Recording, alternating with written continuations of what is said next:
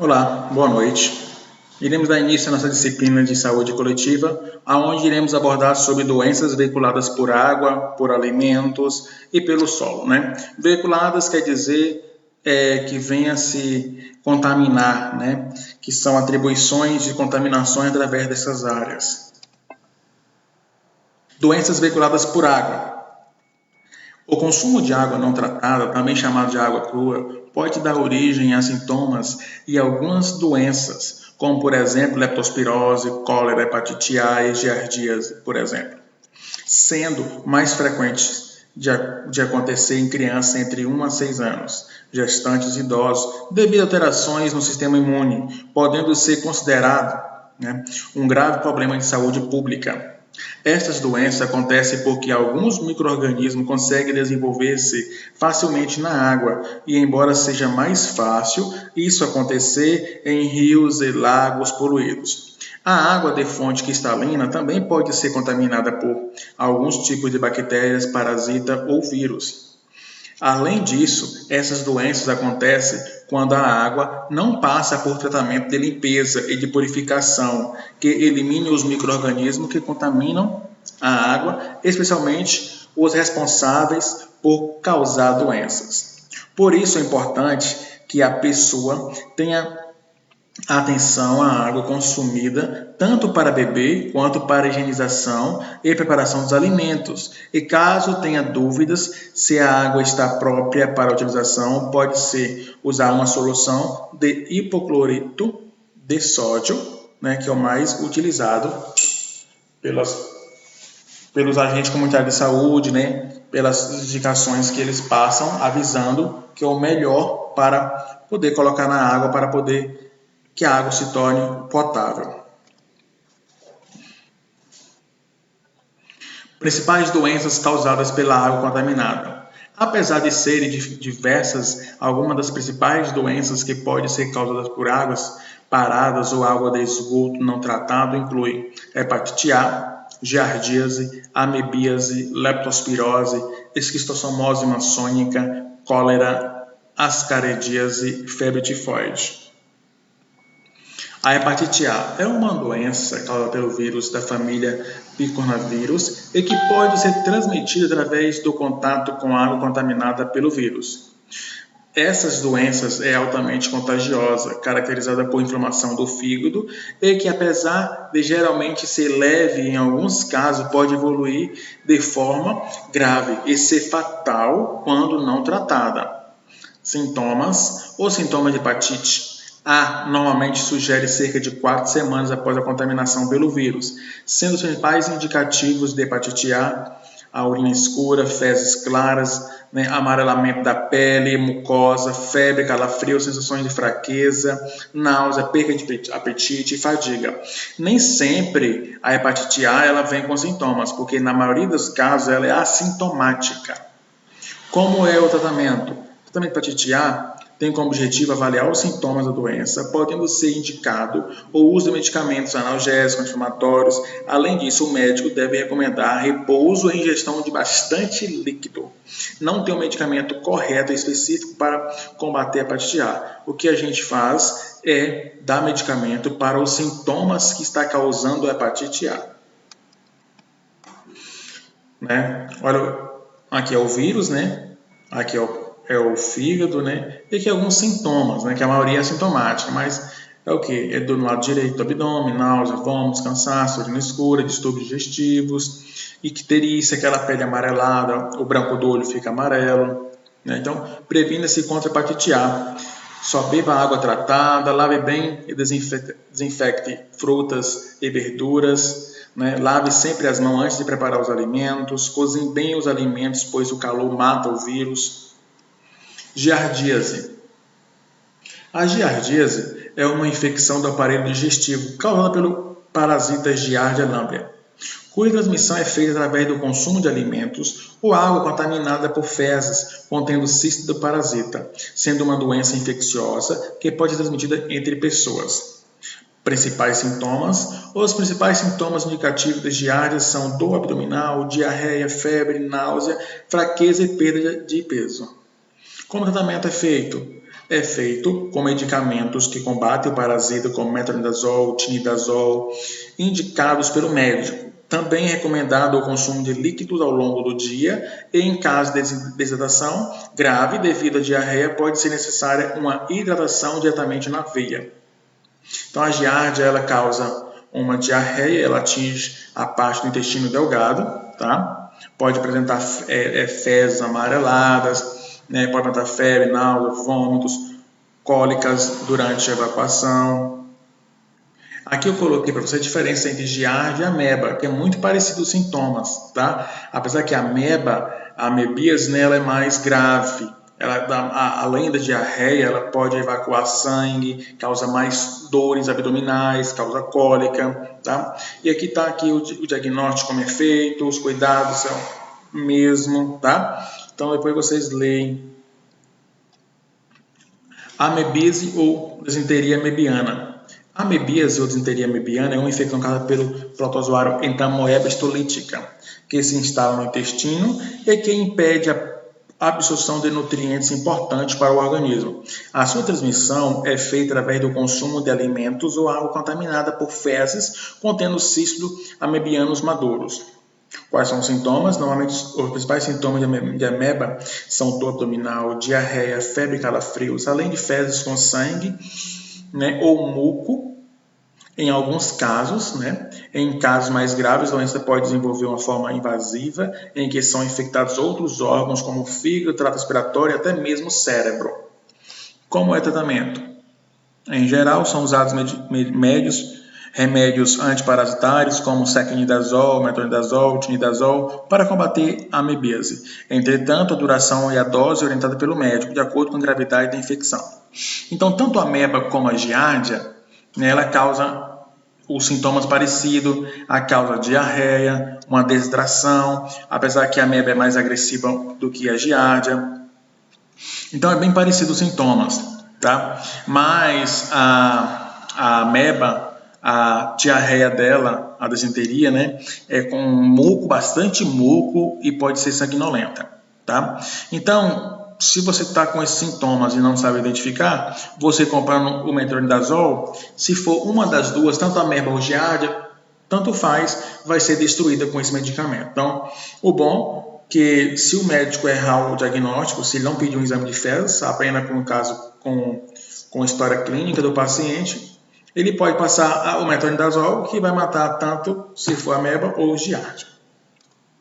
Leptospirose.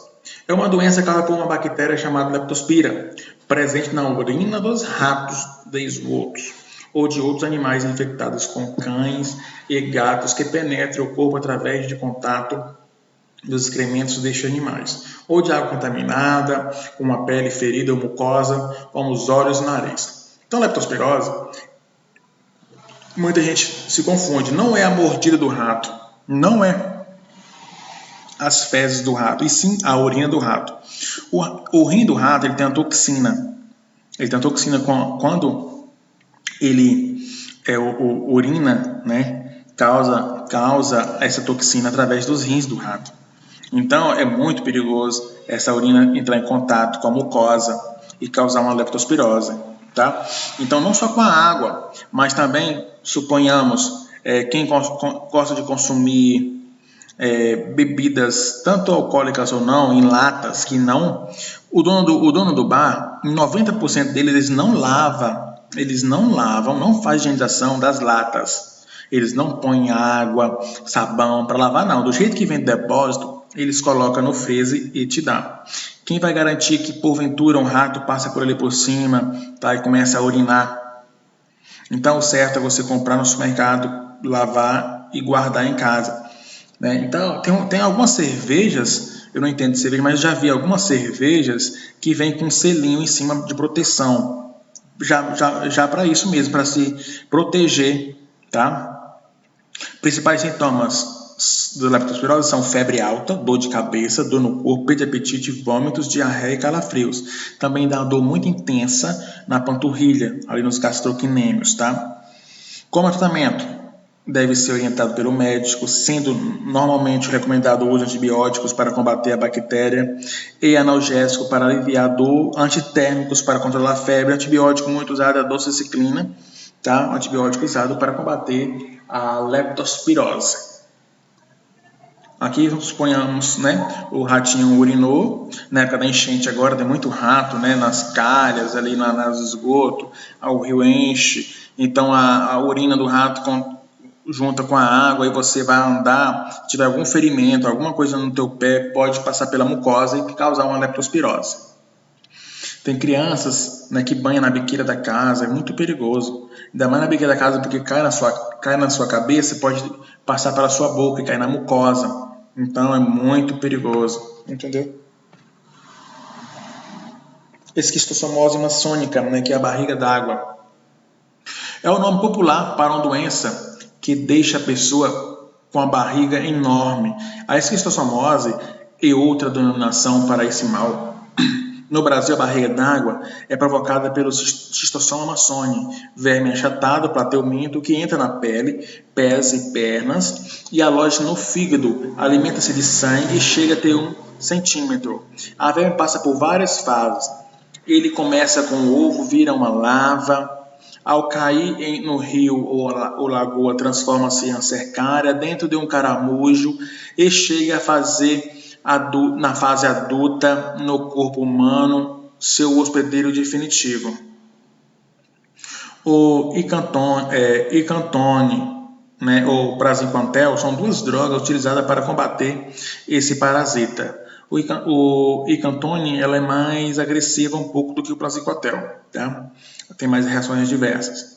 Para controlar e combater essas doenças, é fundamental a importância a melhoria das condições socioeconômicas da população, moradias de melhor qualidade dotadas de instalações sanitárias adequadas, evitam que as fezes com os ovos atinjam os rios, impedindo a propagação dos vermes. Então, o caramujo é o principal transmissor da doença. Tá? O homem é o hospedeiro definitivo.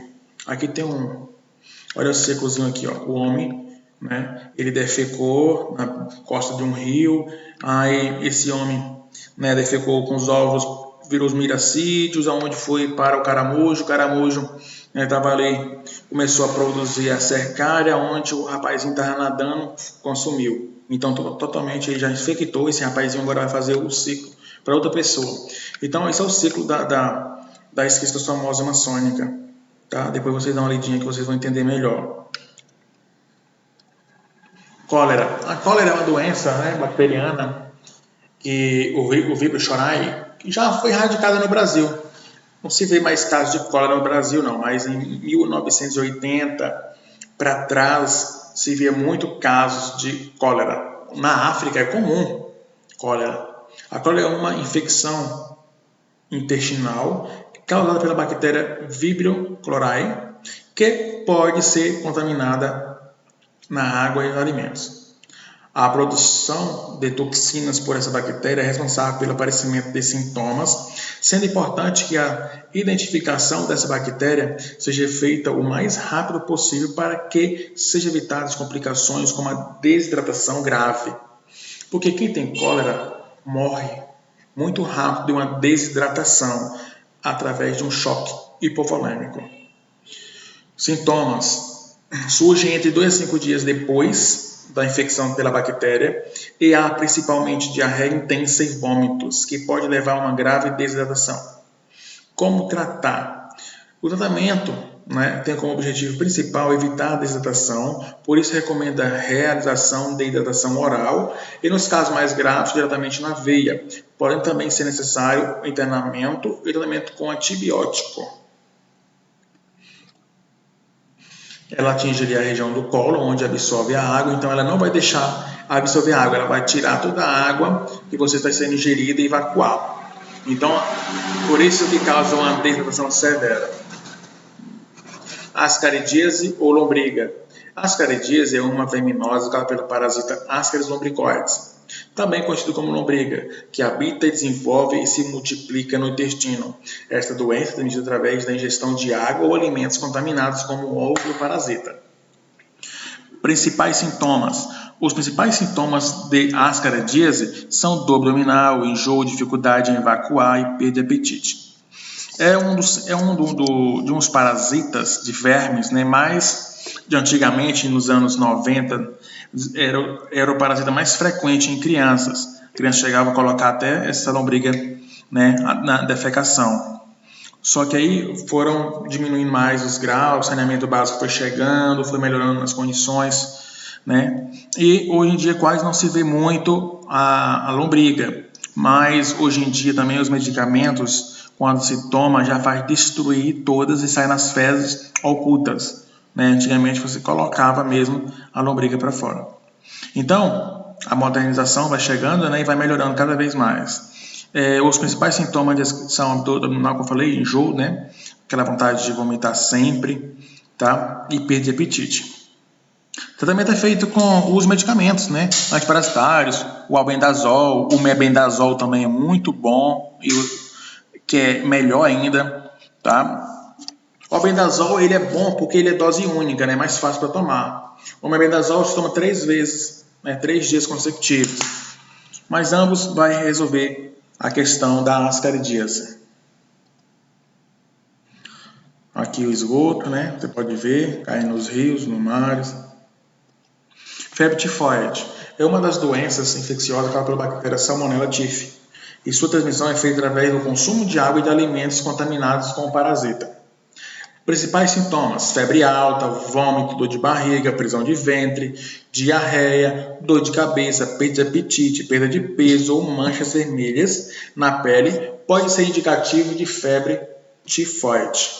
Como tratamento? O tratamento é feito com antibióticos, conforme a orientação médica, sendo muito importante o descanso e a hidratação durante a fase de recuperação. Esta é uma doença que pode ser prevenida com uma vacina contra a febre tifoide. Que é a febre tifoide, né? Erupções no corpo, ela dá um revestimento na língua, um revestimento branco na língua, tá? Que a água contaminada com isso está sendo ingerida, tá? E pode chegar até para ficar feridas no intestino, né? Chamado de úlceras, diverculites. Como evitar essa doença? Para se proteger e evitar essas doenças, deve-se evitar o contato com esgoto, águas contaminadas ou não tratadas, enchentes, lamas ou rios com água parada, sendo também desaconselhado o uso de piscinas não tratadas com cloro. Para assegurar sua segurança, é indicado ferver a água, sempre a água antes de se utilizar, que seja para lavar ou preparar alimentos ou para beber. Caso não seja filtrada, além disso, pode também optar por usar hipoclorito, né, de sódio para desinfectar ou purificar a água.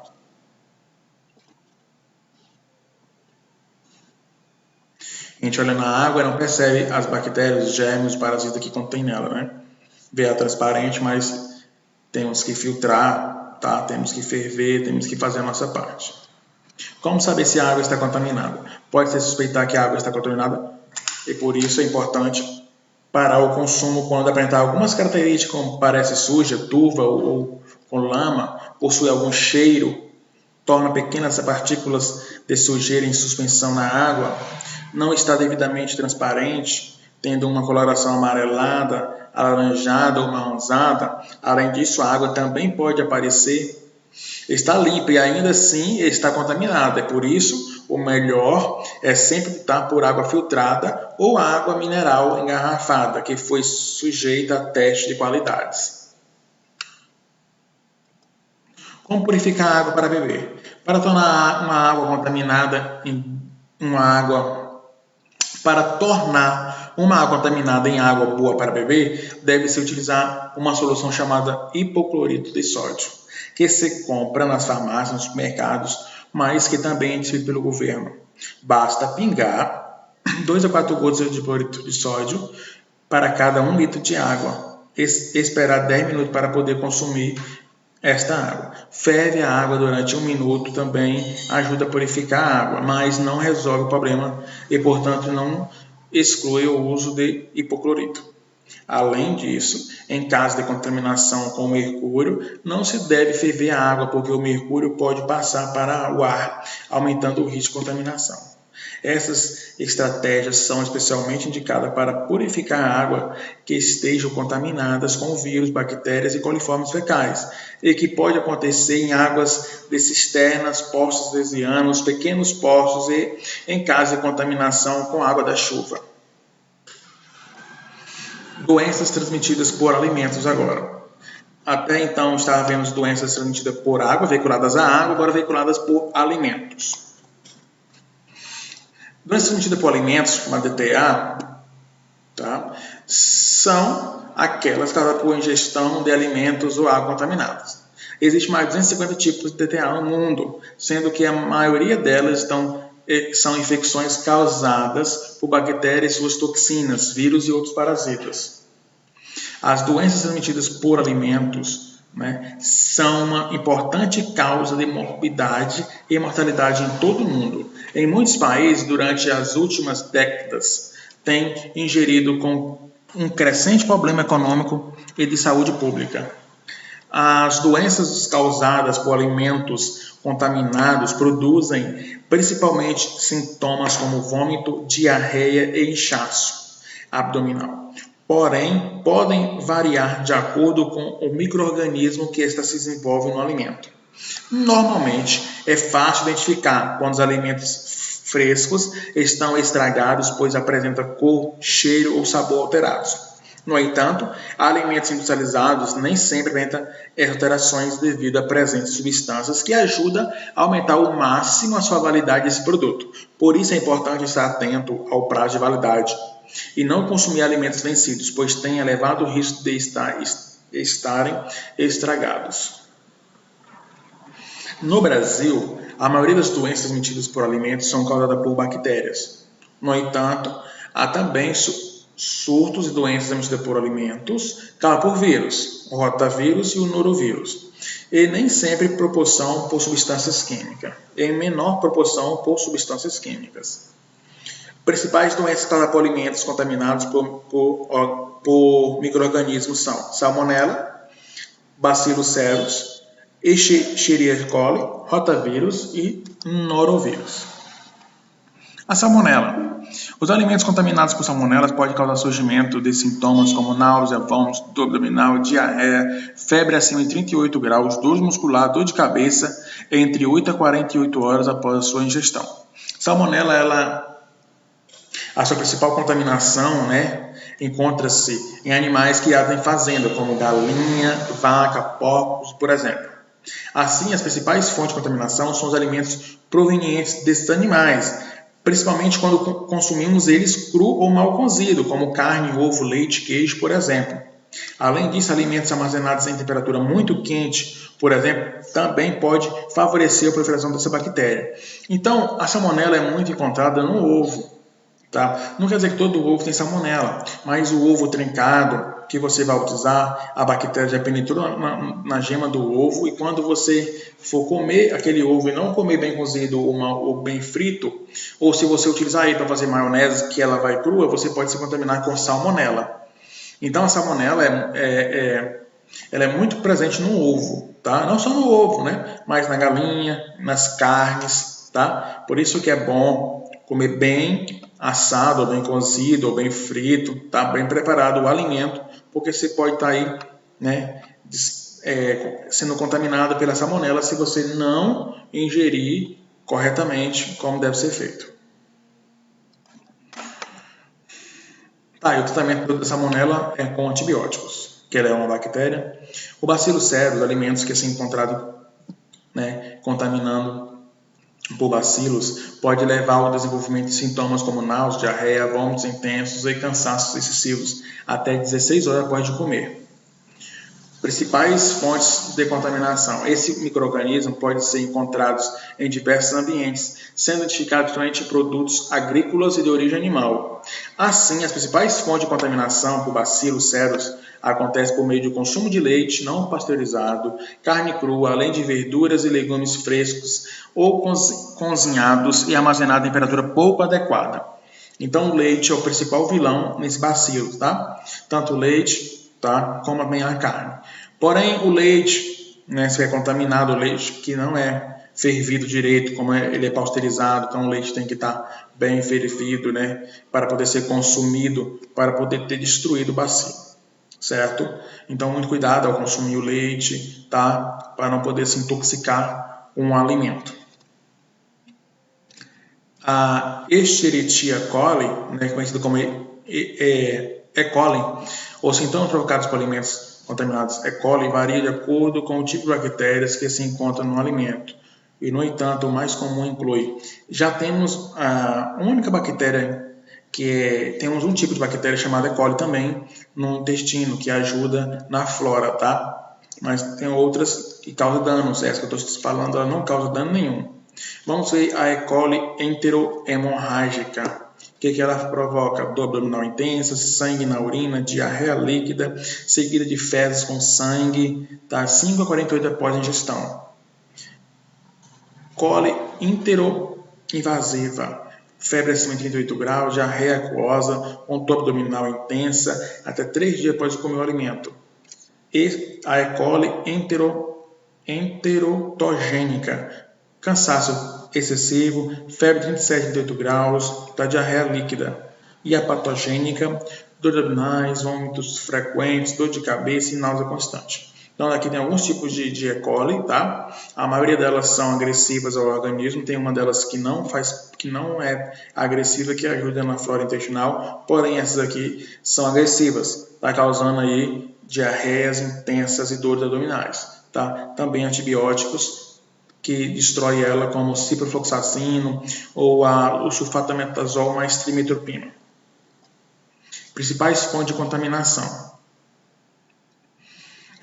A Escherichia coli é uma bactéria que pode ser naturalmente encontrada no intestino das pessoas e animais, sendo frequentemente isolada das fezes. Assim, a principal forma de contágio por E. coli acontece por meio de contato com alimentos contaminados por essa bactéria, seja por meio de consumo de alimentos mal cozidos, como carne mal passada ou salada, ou preparados com poucos cuidados da higiene. Como eu falei, nós temos um tipo de bactéria E. coli, essa bactéria já é produzida no nosso intestino, ela é boa para ajudar a flora intestinal. Porém, quando consumimos aquela que faz mal, que está no meio externo, que colocamos para dentro, ela vai causar um dano no nosso intestino.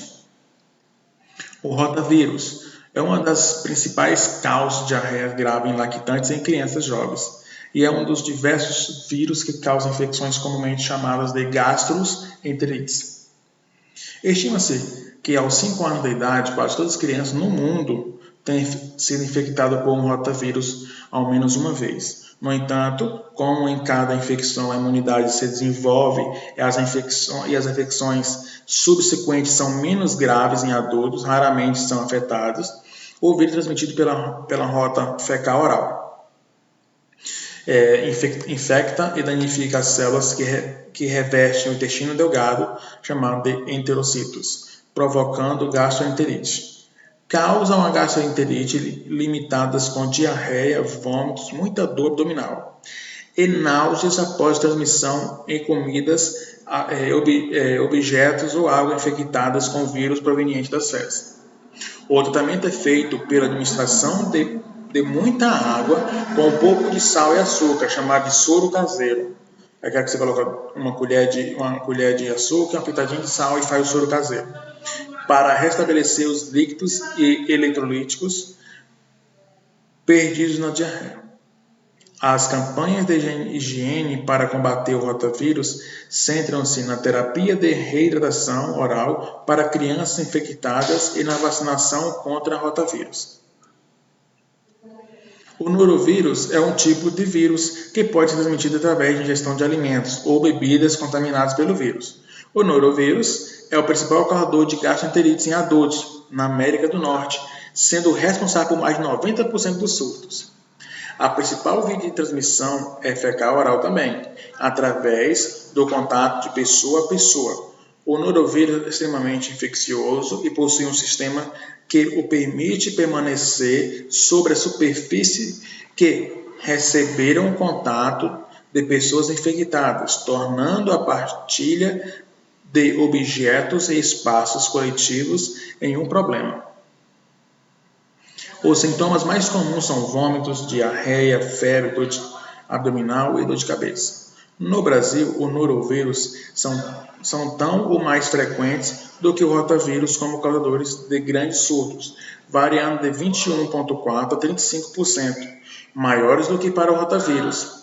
No entanto, são mais comumente registrados em transatlânticos, lugares típicos para surtos de doenças diarreicas, devido ao grande grupo de pessoas confinadas em um ambiente restrito. Tá? Então, são vírus, né? Como eu falei, não só bactérias que vai causar essa contaminação, causa diarreia. Também os vírus, como rotavírus e norovírus, são os vírus mais frequentes em causar esse tipo de diarreia em pacientes. Alimentos contaminados por agrotóxicos.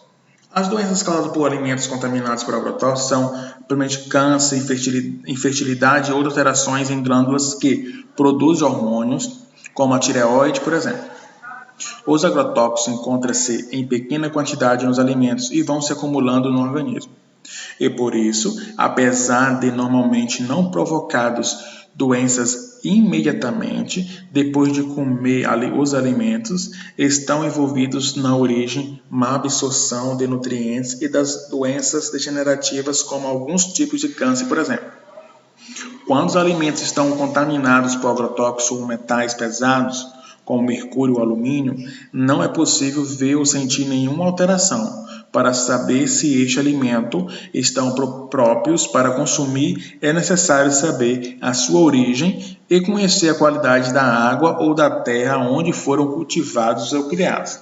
Isso é raramente difícil. Se você vai no supermercado, você vai pegar a lista de onde veio aquele verdura, de onde veio aquele tomate, de onde veio aquela alface, não é verdade? E o agrotóxico é muito prejudicial à saúde. Nós ingerimos por ano mais de 4 litros de agrotóxico por ano, tá? Um dos maiores índices de câncer, tá? É o agrotóxico. Doenças causadas por alimentos estragados. As doenças causadas por alimentos estragados acontecem principalmente quando passam do prazo de validade. No caso de produtos industrializados ou quando o manipulador do alimento não lavou as mãos ou utensílios corretamente. Embora em parte das vezes não seja possível identificar se o alimento estão estragados, como no caso da infecção por salmonela, em grande parte das vezes esses ficam com a cor, cheiro e sabor alterados. O que fazer em caso de intoxicação alimentar? A ingestão de alimentos estragados ou contaminados por micro-organismos provocam intoxicação alimentares, causam sintomas como vômito, diarreia, mal-estar geral, que são facilmente tratados. Bastante hidratar o paciente com água, soro caseiro e sucos, assim como fazer uma alimentação leve com sopa, canja, por exemplo. Uma coisa é intoxicação alimentar, uma coisa é infecção intestinal. A infecção intestinal é causada por rotavírus, né, causada por algum tipo de tamoeba cistolítica, que é a ameba, tá? Só que essa ingestão por alimentos estragados e contaminados pode provocar uma intoxicação, tá? Não chegando à necessidade de tomar um antibiótico, e sim apenas uma reposição da flora intestinal, soro caseiro ou até mesmo um soro na veia para hidratar o paciente, dar sopa, canja para poder ajudar o paciente. Nada de comida pesada porque ele está tendo diarreia para não causar um desconforto. Agora iremos ver doenças veiculadas pelo solo. As doenças transmitidas pelo solo contaminado são causadas principalmente por parasitas, como no caso da ancilostomíase, ascaridíase e larva migrans, por exemplo. Mas também pode estar relacionadas com bactérias e fungos que podem permanecer por muito tempo no solo e causar doenças, principalmente em pessoas com o sistema imune comprometido. As infecções causadas pelo solo contaminado são mais frequentes de acontecer em crianças, já que possui a pele mais fina e a imunidade mais enfraquecida. No entanto, também pode acontecer em pessoas que fazem uso de remédios imunossupressores e encontram-se desnutridas ou são portadoras de HIV. Algumas das principais doenças transmitidas pelo solo contaminado estão listadas a seguir: larva migrans, ancilostomíase, ascaridíase, tétano, tungiase e esporotricose. Tem mais, tá, pessoal? Mas sempre eu estou colocando aqui as mais frequentes. A larva migrans, ou a larva migrans cutânea, também conhecida como bicho geográfico, causada pelo parasita Ancylostoma brasiliense, também conhecido como verme de cachorro, né, que pode ser encontrado nos solos e penetrar na pele através de pequenos ferimentos provocados em uma lesão avermelhada no local da entrada. Como esse parasita não consegue atingir as camadas mais profundas da pele, o seu deslocamento ao longo dos dias pode ser percebido na superfície da pele. O que fazer? O tratamento para a larva migrans cutânea é feito com o uso de remédios antiparasitários, como tiabendazol, albendazol, mebendazol, que deve ser usado conforme a recomendação do médico. Eu sempre digo para o meu paciente que a medicação é fundamental, tomar isso aqui, mas se ele colocar gelo em cima também, resolve bastante. Esse tipo de parasita, ele não suporta temperaturas negativas, então o gelo é temperatura negativa, então ao contato com o gelo ele vai morrer. Normalmente os sintomas da larva migrans cutânea diminuem cerca de 3 dias após o início do tratamento. No entanto, é importante seguir o tratamento para garantir a eliminação por completa do parasita. É esse aqui, ó.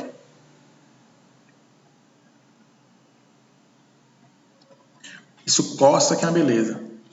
Ancilostomíase.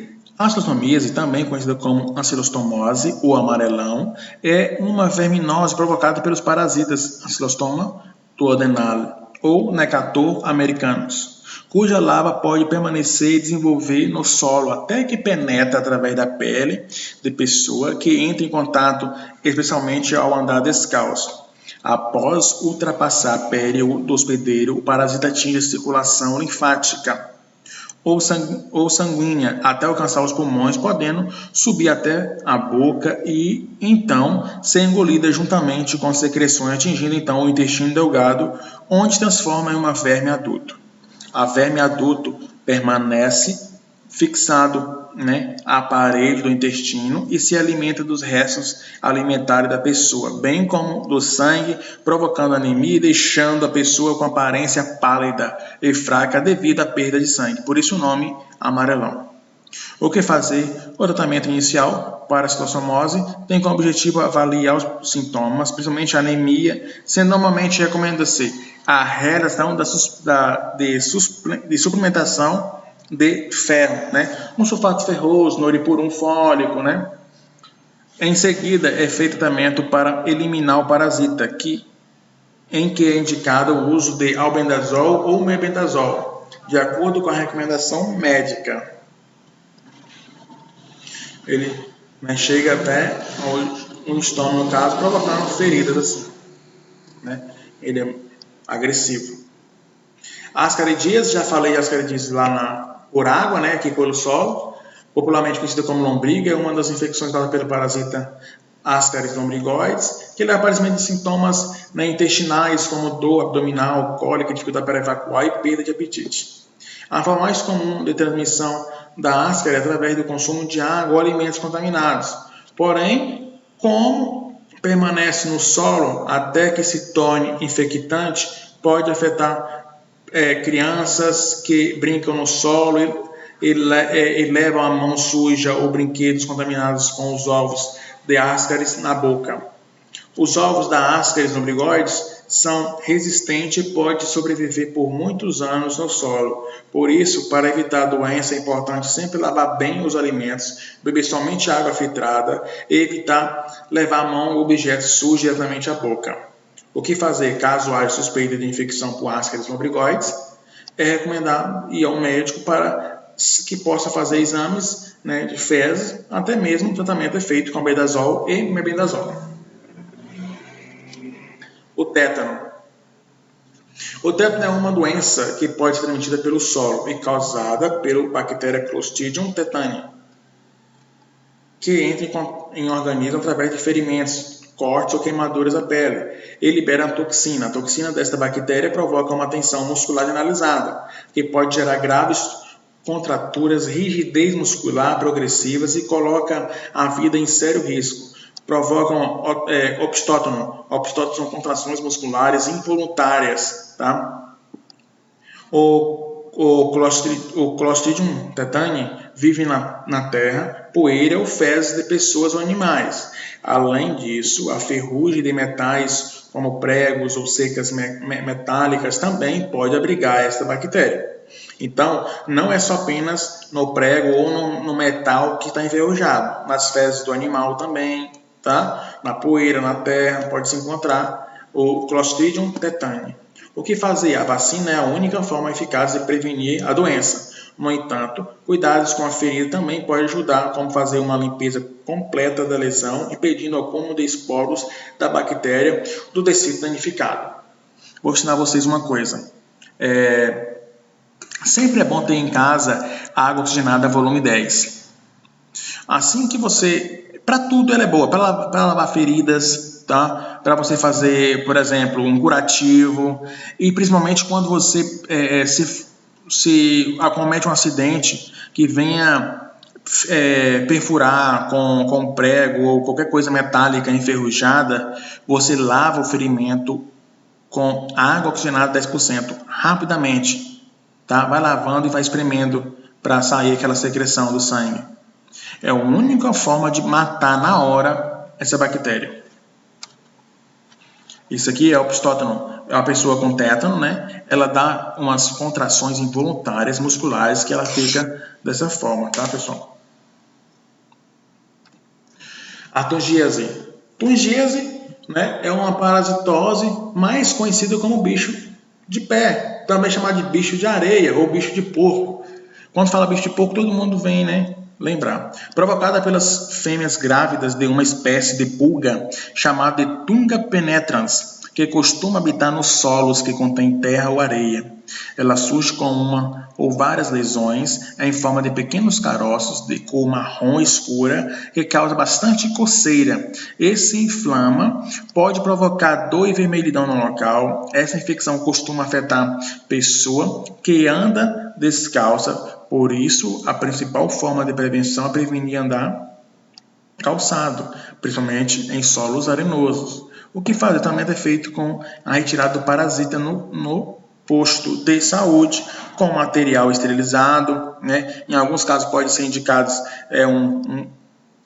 vermífugos, né? Como tiabendazol ou uma ivermectina. Olha, o bicho de porco, né? O bicho de pé que eles falam. Olha a remoção, tá? Olha o tanto nesse aqui, ó.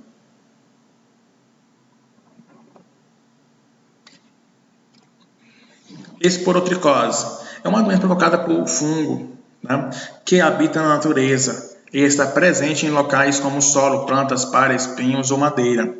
Ela também é conhecida como doença de jardineiro, pois é comum afetar esses profissionais, assim como agricultores e outros trabalhadores que entram em contato com as plantas e solo contaminados. Geralmente, esta infecção atinge apenas a pele e o tecido subcutâneo, em que se formam pequenos caroços na pele que podem crescer e formarem úlceras. No entanto, em alguns casos, os fungos podem se espalhar para outros locais do corpo, especialmente em uma imunidade estiver comprometida, atingindo ossos, articulações, pulmões e sistema nervoso. Ela é bem complicada, então tem que ter bastante atenção para esse tipo de patologia. Ela é um fungo, então aqui já vou trabalhar com outro tipo de medicamento. Eu estava falando muito de albendazol e metronidazol, né? Albendazol, que é medicamentos parasitários, e aqui é medicamento antifúngico. Em caso de uma esporotricose, é recomendado fazer uso de remédios antifúngicos, como itraconazol, por exemplo, 3 a 6 meses, de acordo com a recomendação do médico. É importante que o tratamento não seja interrompido sem recomendações, mesmo que não existam mais sintomas. Por isso, o contrário pode estimular o mecanismo de resistência dos fungos e assim tornar, né, o tratamento da doença mais complicado. Como evitar a doença transmitida pelo solo? Para evitar as doenças transmitidas pelo solo, é importante não andar descalço, evitar o consumo de alimentos e água possivelmente contaminadas, investir na melhora das condições de saneamento básico. Além disso, é importante ter atenção à lavagem das mãos, principalmente as crianças, que podem colocar a mão suja na boca ou nos olhos e assim favorecer o desenvolvimento da doença. Por isso é importante lavar bem as mãos sempre antes e após ir ao banho e ter contato com os animais.